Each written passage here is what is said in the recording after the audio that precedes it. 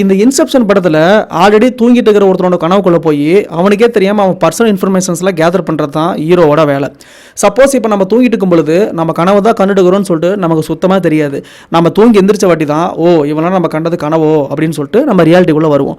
ஆனால் இந்த படத்தில் நம்ம இந்த டைமுக்குள்ளே கனவுக்குள்ளே போகிறோம், நம்ம கனவுக்குள்ளே இருக்கோம், இந்த டைமில் வெளியே வருவோம், இங்கே நடக்கிறது எதுவுமே உண்மை கிடையாது, எல்லாமே இமேஜினேஷன் அப்படின்னு சொல்லிட்டு ஹீரோக்கு முன்னாலே தெரிஞ்சிருக்கும்.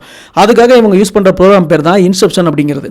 இந்த படத்தோட டைரக்டர் கனவை பற்றி ஒரு ஸ்ட்ராங்கான ஒரு தியரி பார்த்தீங்க அப்படின்னா சொல்கிறாரு. அது என்ன அப்படின்னா, நம்ம மென்டல் பாடி, நம்ம கனவு காணும் பொழுது நம்ம யூஸ் பண்ணுறது நம்மளோட மென்டல் பாடி, கற்பனை உடம்பு, இமேஜினேஷன் பாடி. சப்போஸ் நம்ம கனவுலேருந்து டப்புன்னு வேக்கப் ஆகி வெளியே வரணும் அப்படின்னா நம்ம மென்டல் பாடிக்கு ஃபிசிக்கலாக ஏதோ ஒரு அட்டாக் நடந்தால் மட்டும்தான் நம்ம அங்கேருந்து கனவுலேருந்து வேக்கப் ஆகி வெளியே வர முடியும் அப்படிங்கிறத ஸ்ட்ராங்காக சொல்கிறாரு.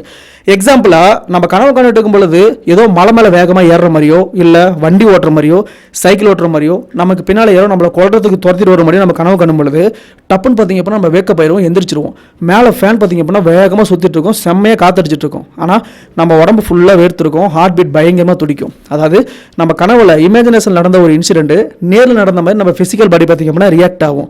அப்போது நம்ம மென்டல் பாடி, நம்ம கனவுல யூஸ் பண்ண மட்டும் நம்ம கற்பனை உடம்புக்கும் நம்ம பிசிக்கல் பாடி ரியாலிட்டியில் இருக்கிற உடம்புக்கும் ஏதோ ஒரு கனெக்ஷன் இருக்குன்னு சொல்லிட்டு இந்த படத்தோட டைரக்டர் சொன்ன தியரி உண்மைதானே? உண்மைதான். இப்போ நான் எக்ஸ்பிளைன் பண்ணது எல்லாமே இந்த படத்தில் யூஸ் பண்ணப்படுற 2 நிமிஷம் டைலாக் மட்டும்தான். ஒரு 2 நிமிஷம் டைலாக்கே நம்ம இவ்வளோ தூரம் பேசும்பொழுது இந்த படத்தோட டோட்டல் டியூரேஷனுக்கு இந்த படத்தோட டைரக்டர் எவ்வளோ ரிசர்ச் பண்ணியிருப்பாரு.